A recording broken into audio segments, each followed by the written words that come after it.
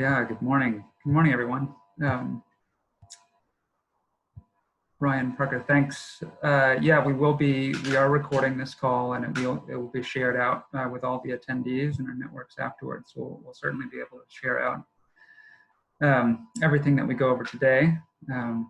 Morning, folks. As we're getting started, I'm going to continue to share the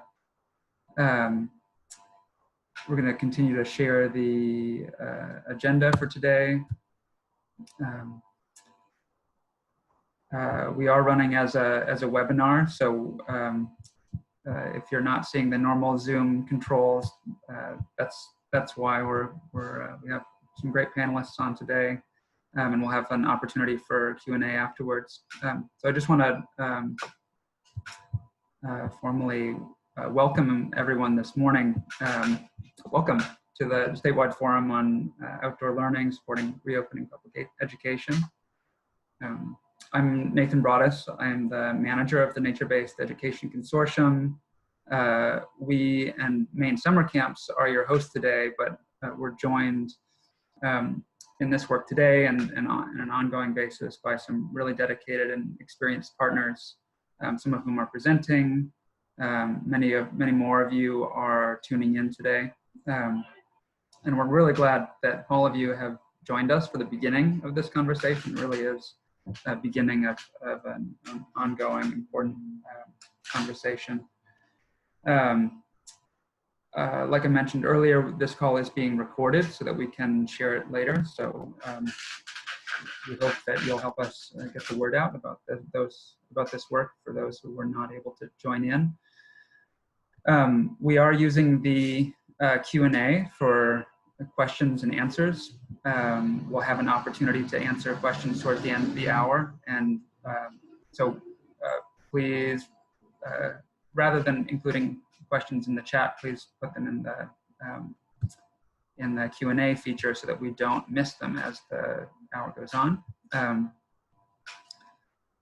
As we get started, I know that the space that we're meeting in today is virtual, but I think it's still important to do a land acknowledgement, as the spaces that we all work in Maine and the space that we're working so hard to return to in the fall are the traditional territory of the Wabanaki Confederacy.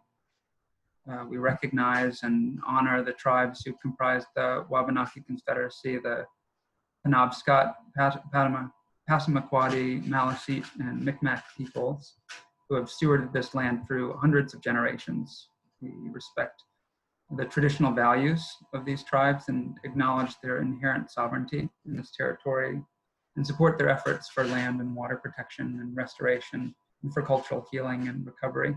And so we pause at the beginning of this meeting to respect elders both past and present, and we commit to the ongoing work of decolonization in Maine and beyond.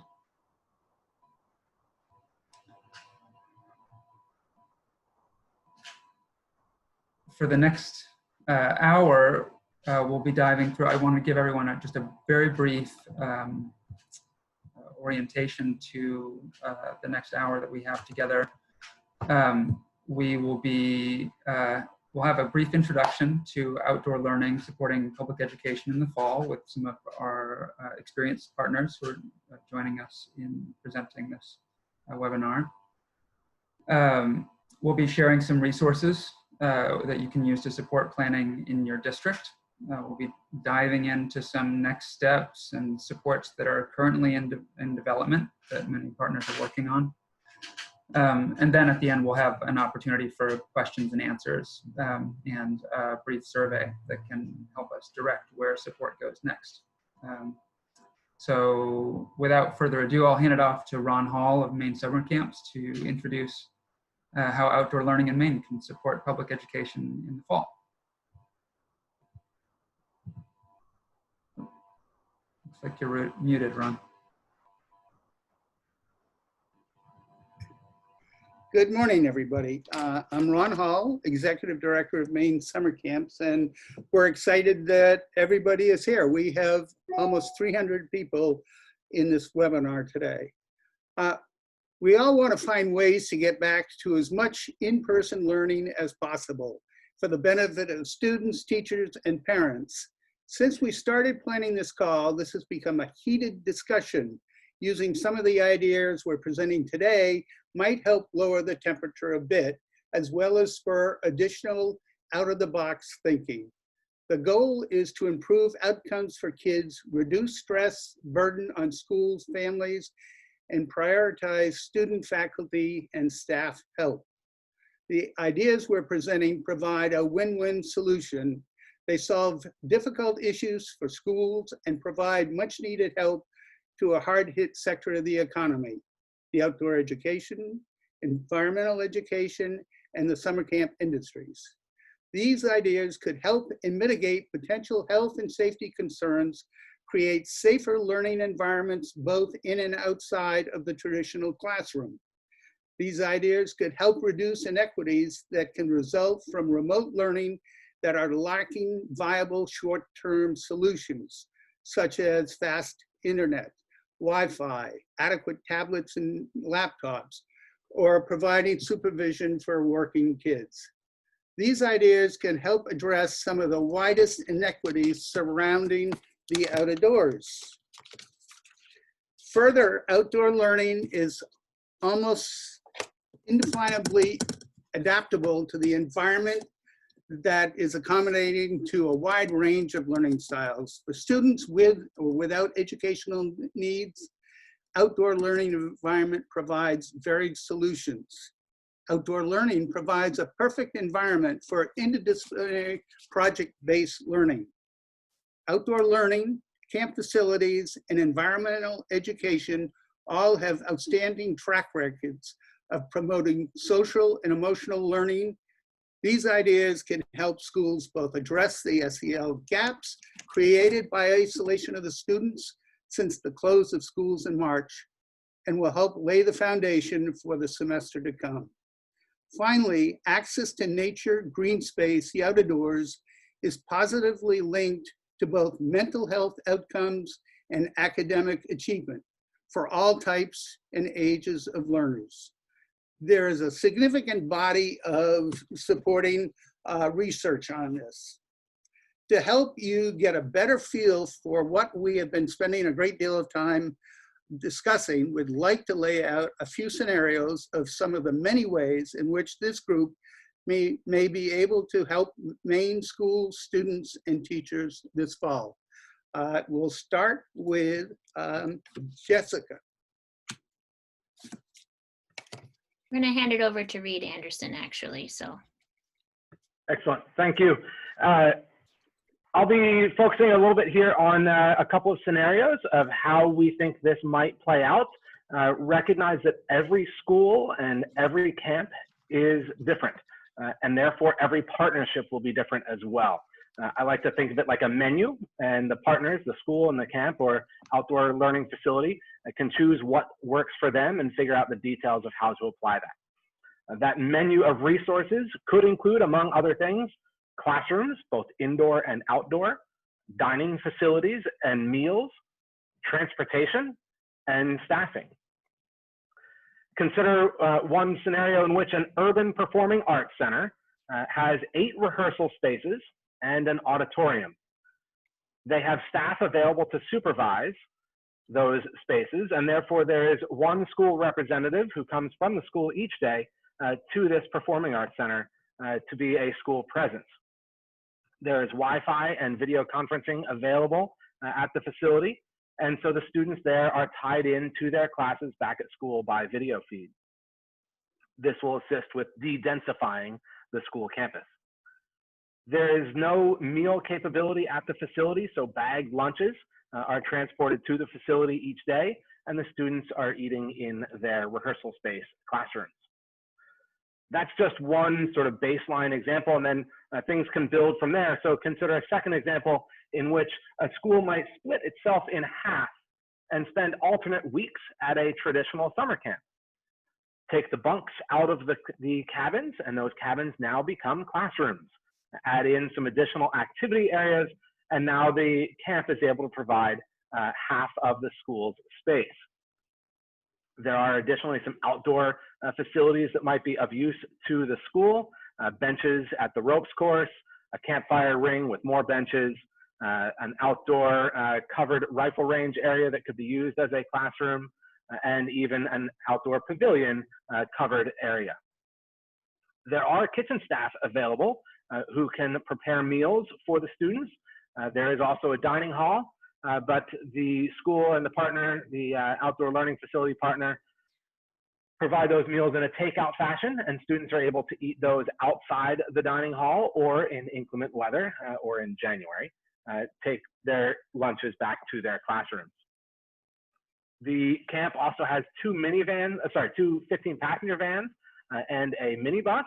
They have drivers who can assist with that transportation, and those can help reduce the load on the school's busing. There are some school staff each day at the camp facility. They can assist with delivering curriculum. And there are some camp staff available who are there to supervise additional classroom spaces. These are just two quick examples to kind of prime the pump, get you thinking about lots of variations that might exist. Hopefully this can serve as a starting point for discussions within partnerships. And we'll share some resources, including a pretty lengthy list of questions that might be helpful as those discussions get started. But I'll turn it back to Jessica, and she'll expand on some of the staffing opportunities.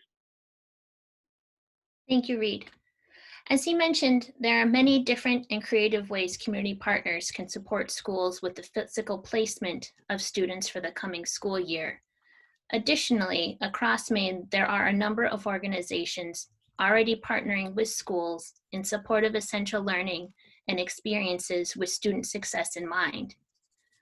One such group is the ELMS Collaborative, Environmental Living and Learning for Maine Students, which since 2011 has worked in close partnership with schools to deliver in-school as well as outdoor-based residential programming designed to support and build upon a school's academic plan through intentional alignment to Maine learning results, next-gen science standards, and social-emotional learning.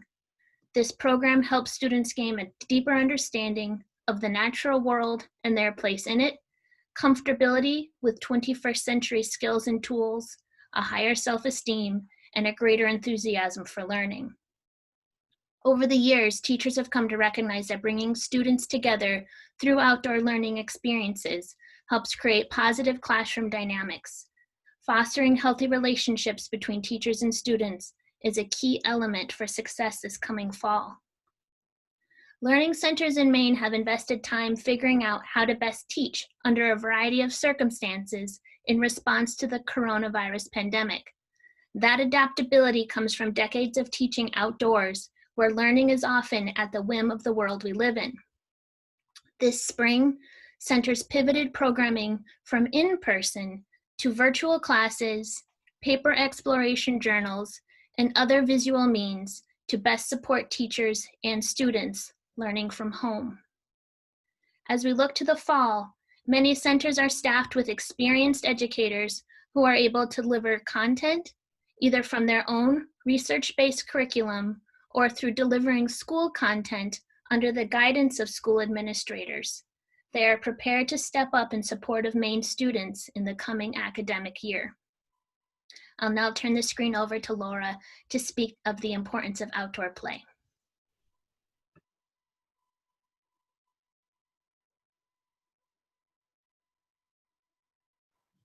Thank you, Jessica. Good morning, everybody, and thank you so much for being here. I just want to talk briefly about 2 points. One about our youngest students, and then two, a little bit about advocacy that's going on in Portland. I would just ask you to stop and think separately a bit about pre-K and K-age children, that it's an age for critical brain development, and that it's an age, it's mostly pre-literate, when children learn through play. And play is learning. It's not just recess. And it's not just social, emotional, or physical, although it's all of those things. But it's also very much sensory and interactive with the environment and the manipulation of materials. And those are just a few of the research-backed reasons why outdoor play is really critical for this age It supports resilience, creativity, problem solving, imagination, which are coincidentally the things we really need right now during this pandemic. Outdoor play year-round is a great option, and it's being done already in many places. Patty Bailey will talk about that a little bit later. But there really are resources around Maine, around the country, and really around the world. And as the Swedes say, there's no bad weather, just bad clothing. So there are some solutions to do this, and it seems difficult, but it can be done. The second thing I just want to let you know is that I'm part of a group advocating for this work in Portland, which I realize is a district fairly different from where most of you are in Maine, size-wise. But we're making headway, convincing people to think about how to use the outdoors as an opening strategy. Just a few quick suggestions. Share the resources that we're sharing with you with other people. Send them far and wide. Call any groups who work with kids, like this group. There's many others, and see what their ability is to help you out. Survey parents, get a read of their needs and how they're feeling about the prospects for fall and their openness to using the outdoors. And contact any builders or design professionals who might be willing to problem solve. Many of those people have children who they really would like to see back in school, and we have found that there's a large group of them excited to help with this. And just last, opening schools, as you know, is a critical piece of opening the economy, and people want to help with this, and we just all need to, as we come up with ideas, advocate for funding to back this. Thanks so much. I'm going to send this back to Ron to wrap up our framing. Thank you, Laura. We all understand how difficult this past spring has been for parents, students, teachers, and administrators. And we know energy levels are running low this summer for many. But if there has ever been a time to think outside the box, it is now. All the participants in this webinar are excited, enthusiastic, and we want to help make the fall a success for everyone, especially the students. Imagine kids going to school/camp 5 days a week instead of 2 to 3 days a week of online classes at home. This will all take funding to make it happen, but the first step is for all of us to join together and build a collaborative plan to get kids back to school settings for as many days a week as we can. We can and want to make this happen by providing our facilities, outdoor educators, environmental educators, instructors, support staff, and an abundance of energy starting now. Olivia? Thanks so much, Ron. Hi, everybody. My name is Olivia Grissett, and I am the Executive Director of the Maine Environmental Education Association. MIA is a statewide network that supports environmental education across the state, and we also serve as the affiliate for the North American Association for Environmental Education, where we work really closely with super amazing leaders across the United States to advance the field of environmental education and outdoor learning. And one of the resources, today we're going to go through the next section is sharing resources, and we'll have quick presenters share resources that could really help lead this conversation forward in your local community. Because Maine is a local control state, as you all know, to really have these outside the box ideas move forward, it's going to take partnership at the local level, working with your local summer camps or your local environmental education centers or other community providers. So we're just really trying to get you excited and encouraged to try to start those conversations in your community today. One of the resources that I'm here to share is a resource that we worked with the North American Association of Environmental Education.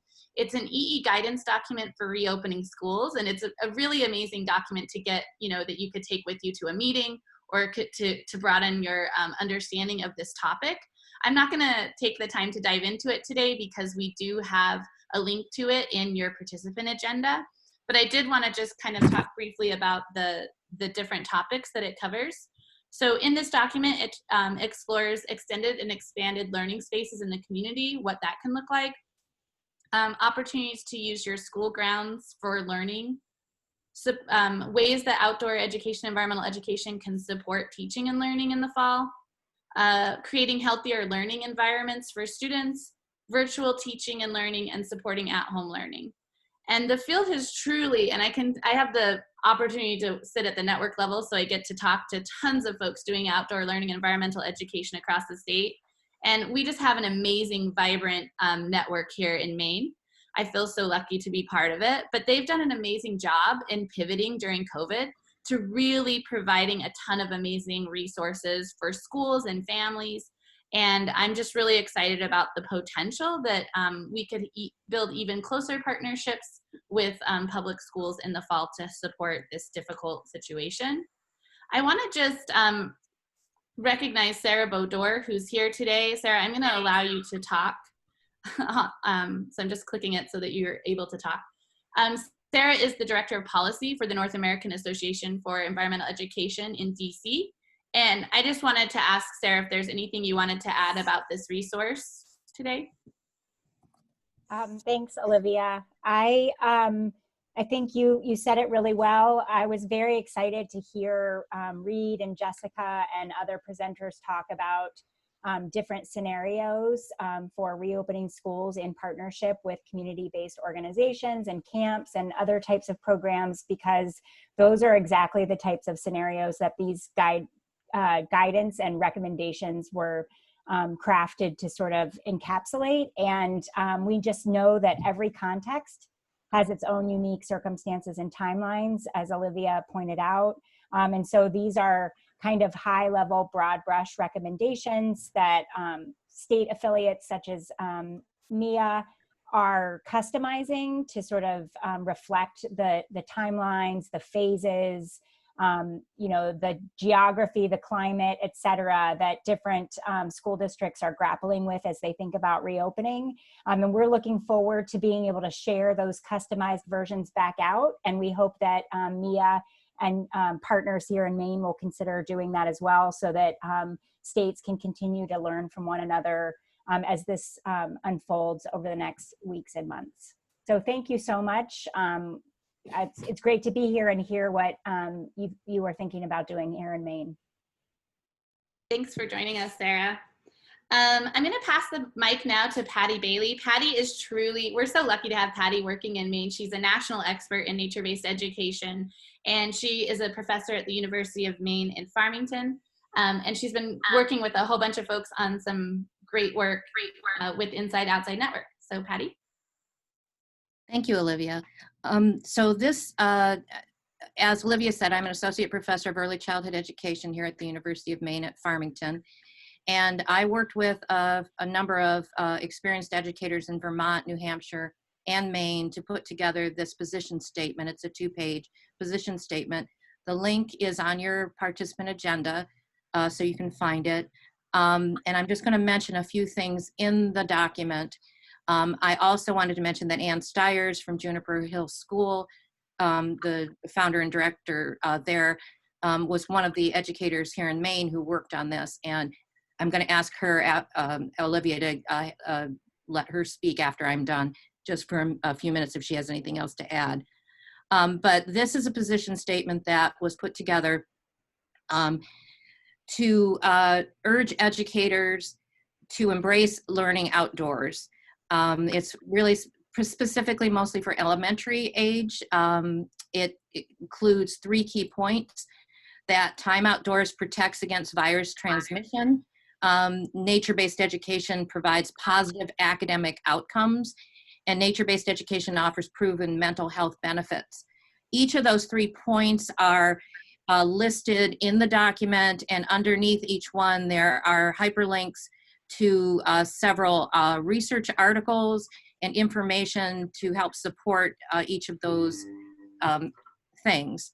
The other things that I wanted to mention that's also on here is there's a statement that on the document says it's time to pivot towards teaching and learning in outdoor environments, and there's a hyperlink there that will go to the Green Schoolyards America statement. Erica is going to be speaking after me, and she'll talk a little bit more about that, but that statement is available through the hyperlink on this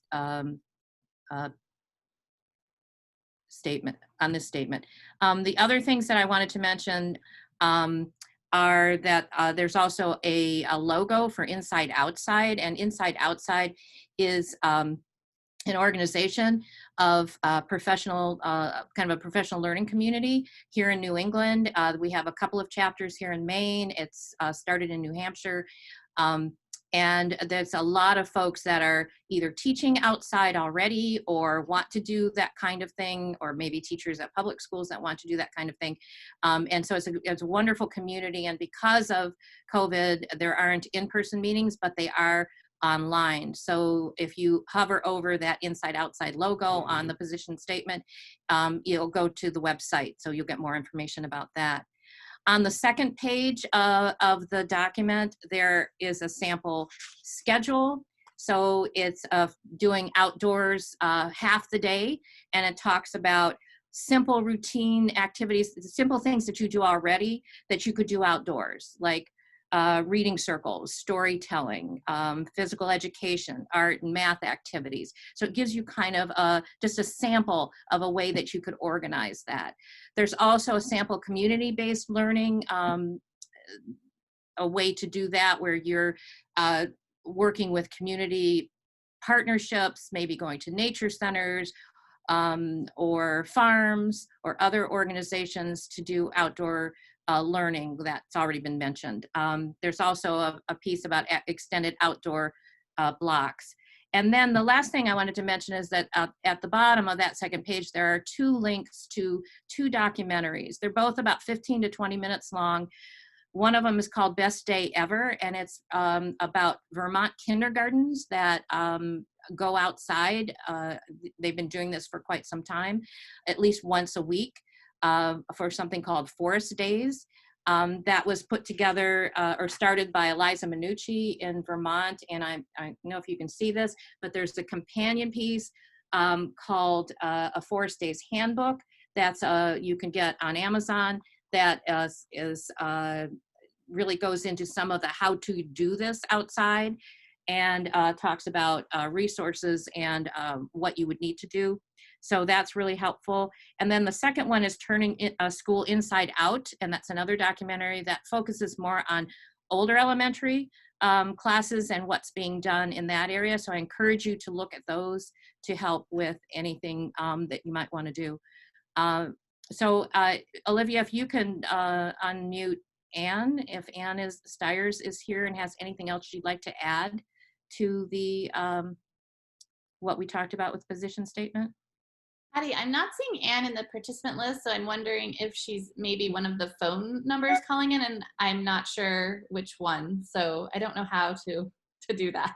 Okay, well, Anne, if you're on, I encourage you to answer any questions in the question and answer area. And I just wanted to mention that, you know, we are trying to do more nature-based education here at University of Maine at Farmington, putting in a minor in nature-based education in the future, and working towards naturalizing outdoor areas. Anne does a class in the summer, and I know she's doing it this summer. If you go to juniperhill.org, her website, you can find out more, and that's for teachers. And if any of you are interested in learning more about how to do this before the fall, that's a really good resource too. So I'm going to pass the baton to Erica to talk about the Green Schoolyards Initiative. Wonderful. Thank you, Patty. I am delighted to be here with all of you. I think it's amazing that we have 200 people, not just in Maine, but across the country, who are joining this conversation. So I live in Portland, Maine, but I work for the Lawrence Hall of Science at UC Berkeley. And I've been a part of a national conversation that's very similar to what we're discussing today. Sharon Danks from the Green Schoolyard America organization has worked with many people out in California to think about how we can tap into the environmental ed, the camp programs, the museum programs, and utilize that staff to help support what is going on in the classroom. In addition to that, they're thinking very carefully about how to take the indoor learning and move it outside. So I just want to take a minute and tell you who I am. So I I live in Portland, Maine. I have been on the Maine Environmental Ed Association board. I have been on Ripple Effects board of directors, and currently I'm on the Maine Math and Science Alliance. My heart is here in Maine, but my paycheck comes from California. So I'm really excited to have this conversation happening here. Essentially, my work over the last over a decade 15 years has been about taking formal educators and supporting them with using the schoolyard as an extension of their classroom. Thinking about what you already do in your classroom and moving that to the schoolyard to enhance the learning, or perhaps just to give kids a breath of fresh air and help support their connection to nature. So I've literally taught 10,000 teachers about teaching outside, and teachers say things like, you know, even really outdoorsy teachers say things to me like, I used to fear teaching outside, but with your strategies now I feel confident. And we will be hosting some workshops in the state of Maine to help formal educators feel confident to use the schoolyard. And I also want to say on that note, thinking about what you're already teaching inside so that you can teach that outside rather than an add-on to what they already have to teach. Time is going to be even more critical than it ever has been before. So let's go to the next slide. So the national conversation, I've borrowed some of these slides from the Schoolyard Greening Coalition and the work that's been happening out on the West Coast.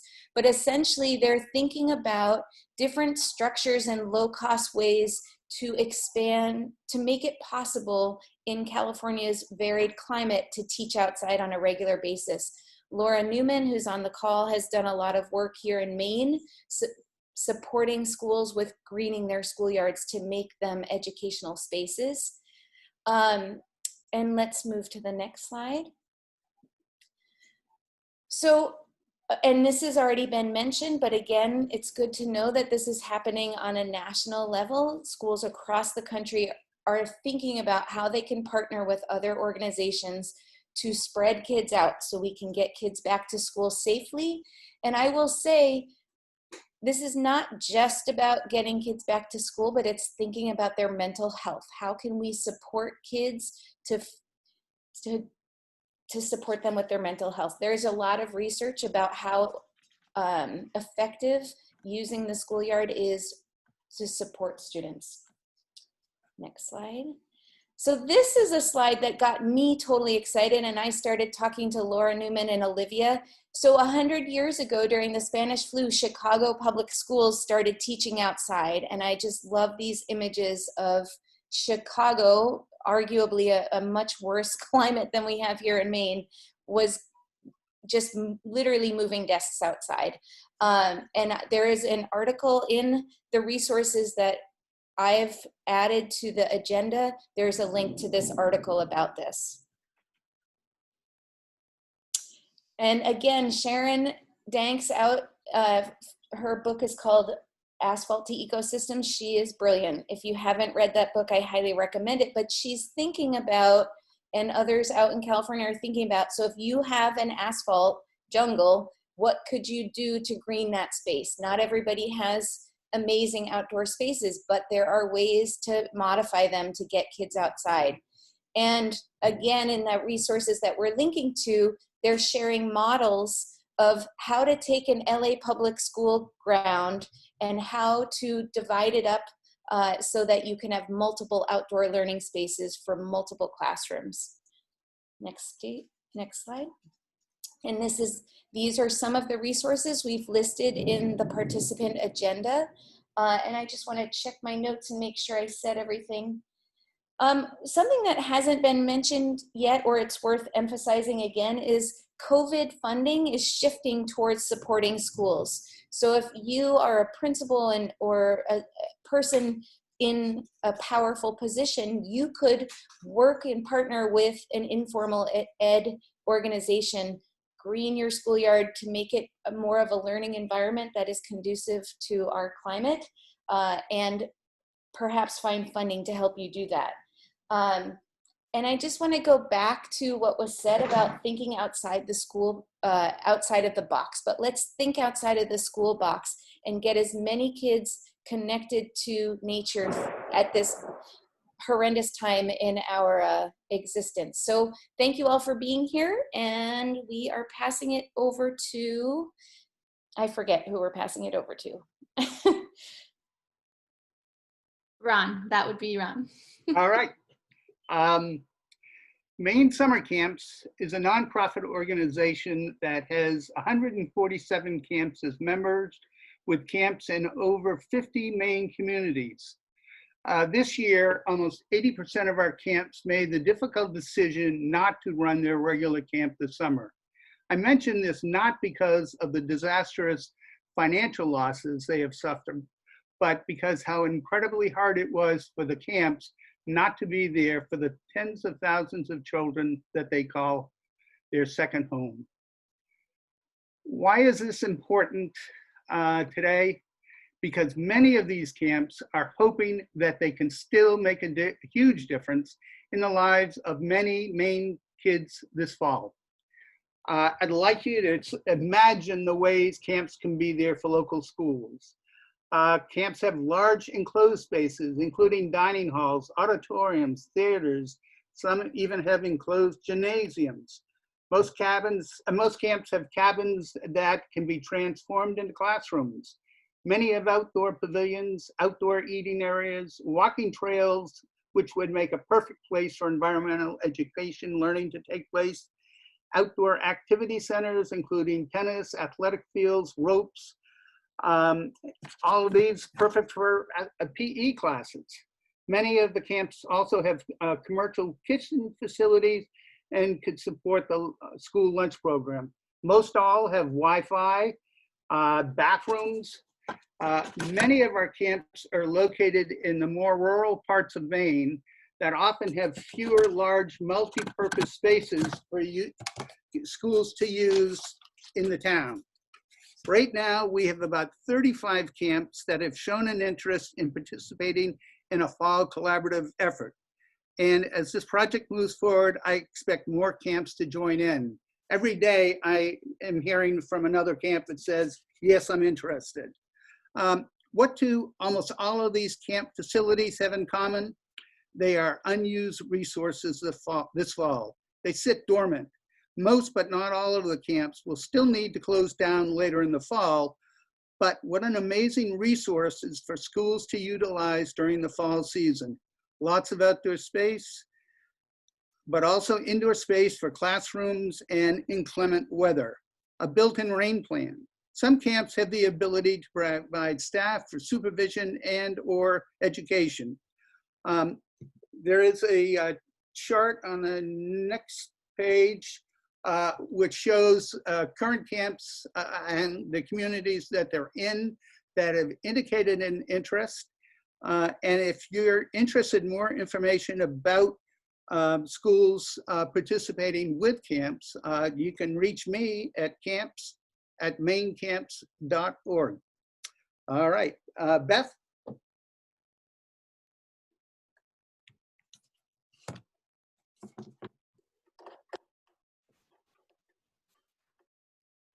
Great, thanks so much. Good morning, I'm Beth Lambert, the Director of Innovative Teaching and Learning at the Maine Department of Education, and I'm very happy to be part of this conversation today. We at the Maine Department of Education are so appreciative to all of the school leaders, the educators, and educational partners who've been working with us to develop innovative and creative approaches to our unimaginable situation in response to the COVID-19 crisis. The Maine DOE has worked with stakeholders from all aspects of education to develop a draft plan, which can be found on our website. The link's been shared with you in the agenda and the resources, I believe. Maine's framework for returning to classroom instruction is subjected to ongoing development and is going to evolve as additional information and guidance is provided about the epidemic. And in fact, was just updated yesterday. So if you read it when it first came out, you may want to go back and revisit and look at the updates. This framework provides options, ideas, and considerations for organizing the work of reintegrating back to in-person classroom instruction. In general, these steps are not intended to be used as requirements or mandates. Rather, they should be viewed as customizable starting points and resources for schools in this difficult work of planning for what happens in the fall. While it's our goal to have all students back at school for in-person instruction in the fall, we recognize that it may be necessary for some schools to start the year or be prepared for transitioning to a hybrid or remote learning model. In the event that health and safety recommendations require smaller group sizes and a greater degree of physical distancing. There's definitely potential for outdoor and environmental education to help meet the requirements that might be necessary, such as the need for reduction of the number of students and staff in one place at the same time. And the cases for that have been made throughout this call this morning and will continue to be in the work of this group. Some considerations for this group as you work with public schools and to advocate for environmental and outdoor education in the use of hybrid teaching models are to remember that whether you're indoor or outdoor, still we must meet with the health regulations. We want to ensure that students have workspaces when they're outdoors and that they have access to all the materials that they need, even just paper, pencils, reading materials that they would have in an indoor classroom and would be necessary. They must be able to work in all the environmental conditions that we might see. Even if it's just in the fall and not the winter, we're going to see a range of hot days, and they'll need protection from the sun as well as waterproof areas or protected areas that they can be in. And perhaps most importantly, we are so grateful to have this group to be able to support the consideration of educators in how to support them in this work. Educators, as you all know, have been asked to completely redesign their teaching, in most cases in ways they were never trained to do. This group, as you've seen demonstrated in the call previously, is a wonderful resource to them to truly maximize how outdoor education can enhance their curriculum. Also, helping educators address some of the classroom management skills that might seem like second nature to this group, but would be very scary to an educator who's only ever worked in an indoor classroom and with those students. Helping to support educators in these considerations, I think will help ease a transition as schools might be more willing to move to using or thinking about outdoor and environmental education as one of their hybrid models during this crisis. And finally, I just want to share that the Maine Department of Education has recently created and completed a Rethink K-12 Education Models grant application to the US DOE that looks to develop innovative ways for students to access K-12 education with an emphasis on the COVID crisis situation. We specifically identified environmental and outdoor education as an area we hope to support schools in developing pilots in. Regardless of whether or not we are awarded this grant, we at the Maine Department of Education look forward to continuing this conversation with all of our partners hosting this call and participating in this call. So I'm going to hand it over to Olivia to move us forward with the agenda. Thank you so much, Beth. We really appreciate your support at the DOE, and we really do just want to emphasize that, you know, as a field, we're here to support, be respectful of the challenges that teachers and schools are facing. It is completely unprecedented. The DOE, I'm sure as well, has just been working. I know you all have been working like crazy. So we're just here to try to, you know, work together and do what we can to offer support to public education. The next steps that we want to share with you all who have joined today, just to let you know, we've got a lot of thought leaders working on this project. Some are panelists today. There's a lot of other people who've been involved in doing thinking and working about this in the state, and we're so appreciative of that. One of the things that we're going to be working on is developing a case studies document that's Maine specific to show potential pathways for partnership that you could use in your local conversations. And I can't re-emphasize enough that the solutions that are going to be created with this framing in mind are going to be happening between community partners, a local camp, and a school. It's not going to be like a statewide thing. It's going to happen within your community. So these tools that we're creating, we're hoping we can create to support these conversations happening at the local level. We're working on pulling together or developing an assessment tool that schools could use to determine their capabilities on their own property for outdoor learning near on campus. We are working on professional learning opportunities, like Erica mentioned. We'll be we're going to be collaborating with the Community Learning for Me, Coruscant and Rural Aspirations project that Mia has been a part of as well from the beginning. We're going to be hosting a conference in August, a virtual conference, and Erica's going to do some outdoor learning professional development for public education folks to help you sort of get more comfortable teaching on your property itself. And we are also partnering with the Maine Math and Science Alliance to work with, on the other side, to work with community partners doing outdoor learning and environmental education to make sure that what you're developing right now to support public education is aligning to the standards that they need to teach, as well as using the platforms that they might be working on. So project-based learning potentially, where we could have your partnership, a teacher could be partnered with a community educator, and you could work on a project together, even in a virtual model. You know, you could kind of go back and forth and work together on that. Just making sure that we're speaking the language of schools and we're really meeting the needs of schools. And then just to let you know, we'll be following up with anyone who we have their email on this call with new resources, and we'll be posting on all of our websites resources as they're developed, as well as just encouraging you to contact your local school district to start a conversation, or be open if the school contacts you to explore these outside the box, outside the school solutions. So I think that is all that I have. And I'm going to turn it over to Nathan. Great. Thanks so much, Olivia. So it sounds like I've been watching the chat, I've been watching the Q&A section. We've had some interaction in there, and some questions have been answered, but I'd love to have some of those questions discussed in a more public way. So I'm going to pick out some of these questions that have risen up and see how we can address them together. And then after we have a brief question and answer period, I want to acknowledge we probably won't have time to get to all of them, and we'll be working to get the answers out that have come up in this setting and others, so that all of your questions can be answered. But we'll also have a participant survey, so we can stay in touch and get you connected with resources that you may need. So I want to pivot quickly to this question. We have a question about how do we address the concern that these scenarios end up exposing more adults, both school staff as well as camp or community partner staff, with pods of students. Jessica, do you want to start out on this? Can you take this question?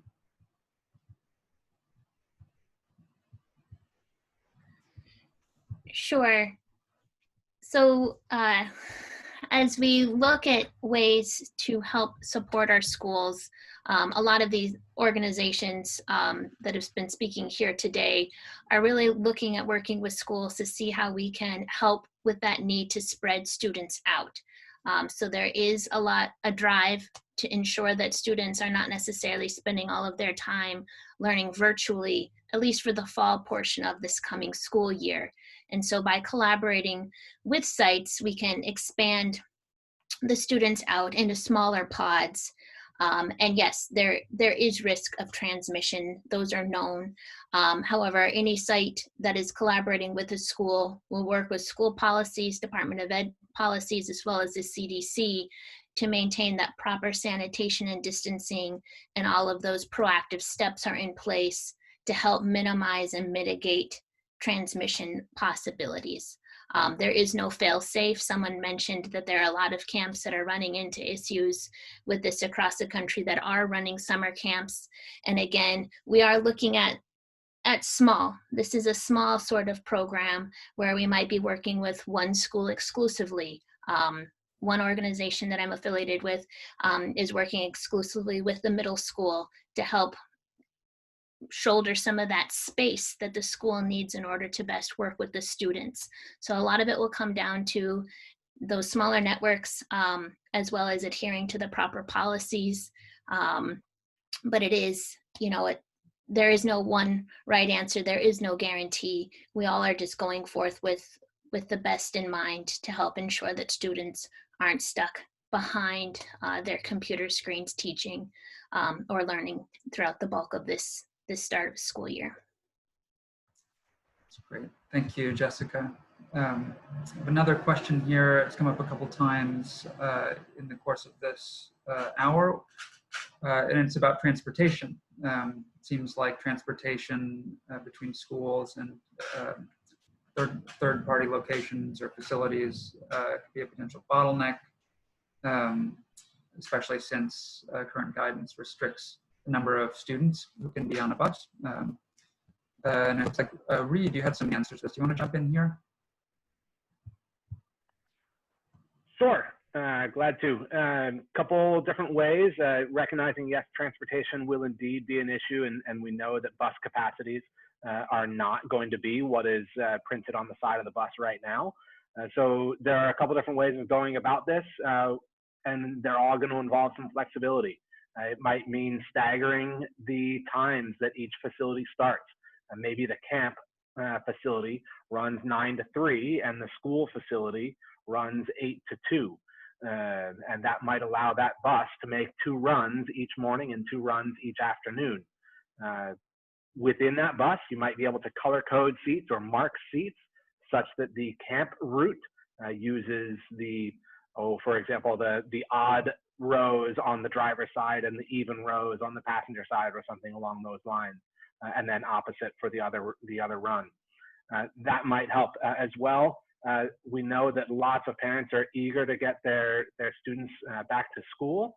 And so there's probably interest as well, from some parents at least, in helping with that transportation themselves. So there may very well be a list of parents who can drop their students off directly at the camp or drop their students off directly at the school. Some places may have the ability to walk or bike. The camps themselves may be able to help with transportation with their own vehicles. Obviously, there are some DOT things to work through there with lights and school bus notations, but none of those are insurmountable. That's great, Reed. Thank you. We have probably time for one more question before moving on to the survey and some closing remarks. But I have a question that's come up a couple times about gear for those students or schools who may not have the gear available to have their students spend all day outside. What kind of resources or solutions are there in Maine for those schools? I'll just open that to any of our panelists who might have an answer there. I don't know if Patty wants to say something about this, but a lot of the forest pre-Ks and outdoor kindergartens have sourced these sort of full body bulletproof, suits for that age child that are, you just put them on over everything and kids can go get muddy and snowy and they work well with boots. As far as so there's companies that we know of that make these and that they've been proven to work. But there's also, the question is coming up in a couple of different areas regarding, well, where do we get the funding for this? And I think this is something we're working on. We're working on what we need funding for, and then we can ask for that COVID response funding to support that part of reopening schools. I think if we can be clear that these are things that are needed to get kids back to school, particularly young children whose parents can't work when they're at home, we have a case to be made. But I don't have that answer of where that funding from yet.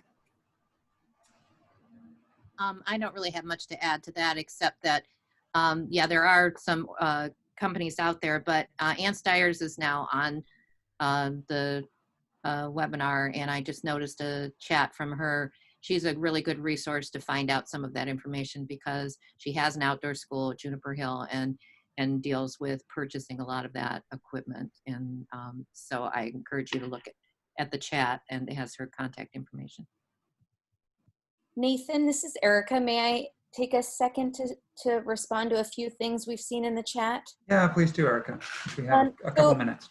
The national conversation is thinking about a lot of the concerns that I'm sure many of you have. And if you look at the resources in the agenda connected to those organizations, you'll find some of the concerns that they're thinking of ways to solve the problems. And I just wanted to say, I don't think there is a solution this fall that is going to satisfy everybody's safety requirements and concerns. If kids are learning at school, we're going to have a huge achievement gap issue that is insurmountable. If we are learning in schools and in classrooms, we're going to have risk of transmission. So these are just ways to help you think about outside of that metaphorical school box in order to get as many kids back as possible. And so we encourage you to think broadly, and I'm sure you already are, but we're just hoping to present to you some options. And I know we wish we could keep everybody safe and learning happening at its highest level, and yet we're in a pandemic and we can't. So I know we're not giving you all the answers to your concerns, but we hope to present some alternatives. That's great, Erica. Thank you very much. So I think we're about out of time for questions. We have a few minutes left. I want to direct you all to a quick survey that we've put together this morning. I'd encourage you all to fill it out. It takes 2 minutes, and it's really to get a sense of who among you are already having these conversations with your districts.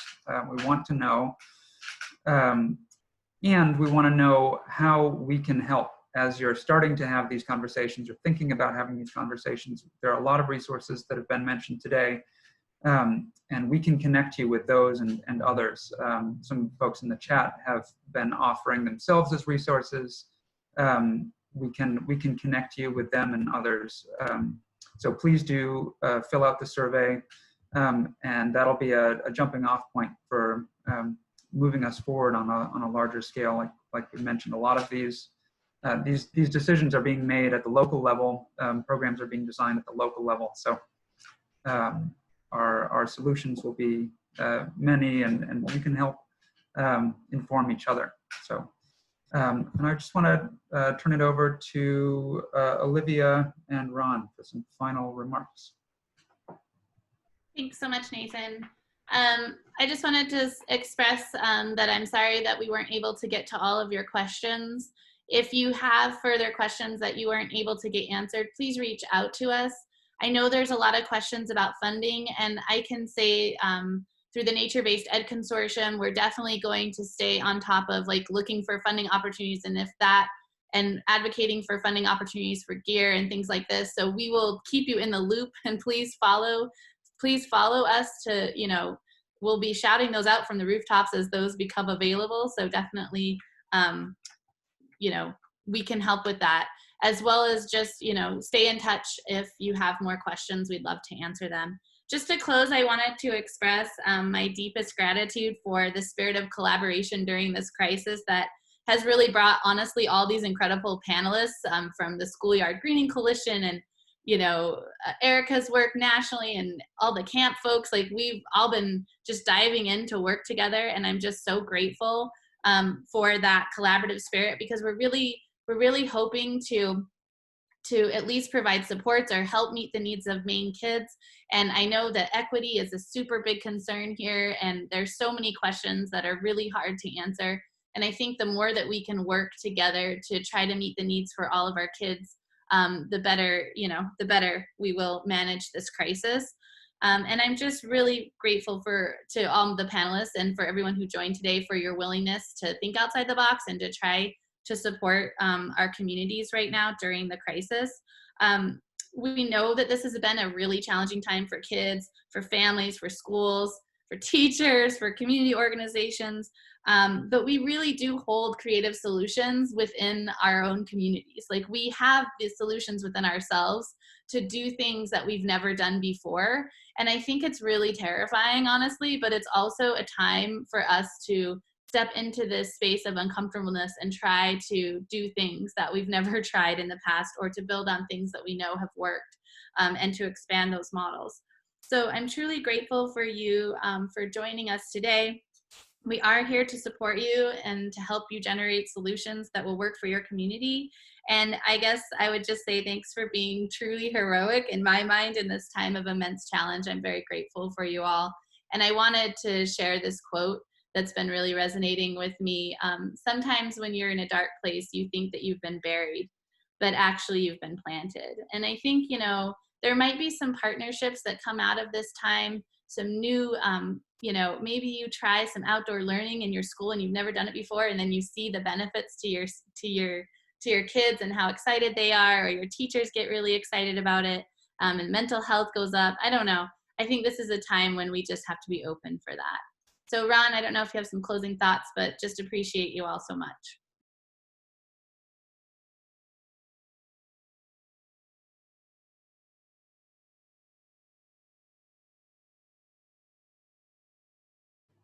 Ron, you appear to be muted.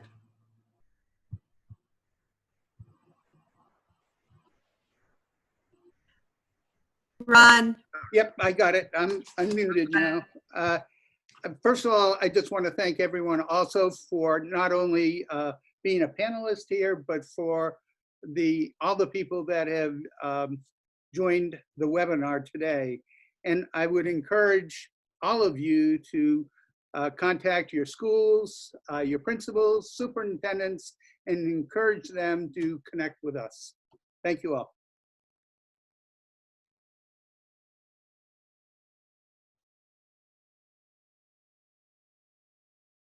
Thanks and good luck, everybody. Goodbye.